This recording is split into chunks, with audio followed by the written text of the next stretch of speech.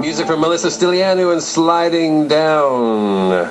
You're listening to Fresh Air on CBC Radio 1, and pretty soon Kevin Callan is going to be sliding down the falls as he makes his way on a brand new Northern Ontario canoe trip this summer. The Peterborough paddler is setting off for the Kopka River, and this is a journey that not a lot of people are willing or wanting to attempt. And Kevin is on the line from his comfortable home in Peterborough to tell us more. Hey, Kevin. Hey, Jeff. I decided I'm not going. It's too comfortable here. Yeah, okay. Well, that was great. Well, see you next time then. After last night's storm, I'm thinking, I'm not going in the woods.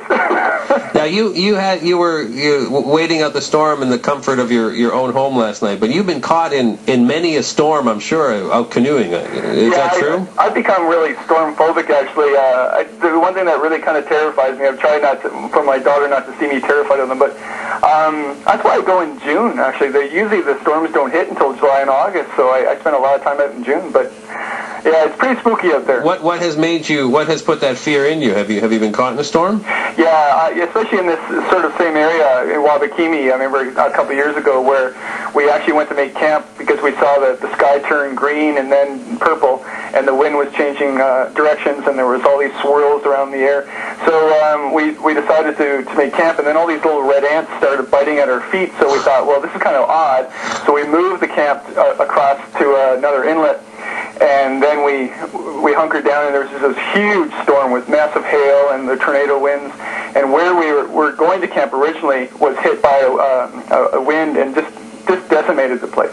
Wow. It's a bizarre place. If we actually had stayed there, we would have died. So are you serious? The red ants literally saved your life? They did. We'd like to thank them. Yeah, it was bizarre world. You don't mess with nature. I guess you obviously develop not only a love of nature, but a healthy respect of it. You do. You never challenge it. You sort of just thank the good spirits that you survive it at times. I mean, you're very, very small out there, which is why I like it so much. And you're going to be going to a place that will make you feel very small indeed, I'm sure. The Kopka River. Can you tell us where it is? Yeah, it actually is just south of Wabakimi Provincial Park. It's about 300 kilometers north of Thunder Bay, and it actually flows out of Wabakimi and then flushes into the north shore of Lake Nipigon. So it's just a majestic landscape, really. I've never done the river, which is one reason why I want to go. Explorer Magazine, they asked me to find the ultimate Ontario river to do in the north, kind of an Ontario's Nahani sort of thing. But I actually thought it would be the Kopka. One reason I wanted to do it is I hadn't done it. And that was kind of a neat thing.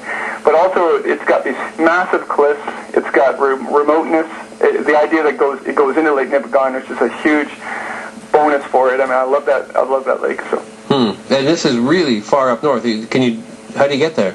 Well, you can drive. The road ends in northern Ontario at the town of Armstrong, and then you take the train, and then the train drops you off. You can take a bush plane if you want, but the bush plane's about $1,000, but the train is $20. I love that. So we're taking the train. That's a great Canadian experience. You take the train with your canoe. Oh yeah. And then they just they stop basically at a whistle stop. Yeah, you actually it's kilometer 36.7 along the rail. You tell the guy there in the baggage car when you hop in, and then they stop and then they let you go, and you really hope that he dropped you off the right place. That's right. Because you got to wait another 3 days before another train comes by if he actually drops you off the wrong place. So you think this is really the ultimate, could be the ultimate Ontario wilderness paddle? I think it is. I mean, that question that Explorer Magazine asked me was a pretty big question. What's the ultimate river? But one of the big things is that I haven't done the river. I mean, I think everybody wants to do a river they haven't done before. But at the same time, the scenery is just incredible. And my canoe partner, Andy Baxter, the guy that was with me last year when I talked to you for the 1 month trip, he's gone on a lot of trips that I wanted to do. And finally, I asked him what he wanted to do, and he had the Kopka River on his list as well. So we thought, well, this is the year to do it. So.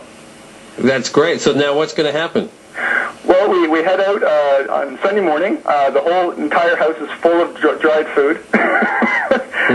So much gear and trip planning needs to be done. And then we head out and we drive up there, and then we take the train in, and then it takes us 3 days to get to the river. We have to do a series of small lakes to get to the river.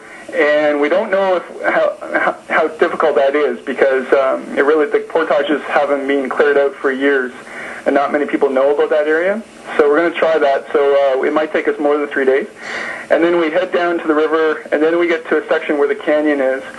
That was created years ago or thousands of years ago by the crater, the Devil's Crater. An asteroid hit the Earth, I guess. And then we have to lower our canoes down on ropes and carabiners down a couple of cliffs to get down to the waterfalls there. And then we head down to the North Shore of Lake Nipigon, and then we paddle that for a while.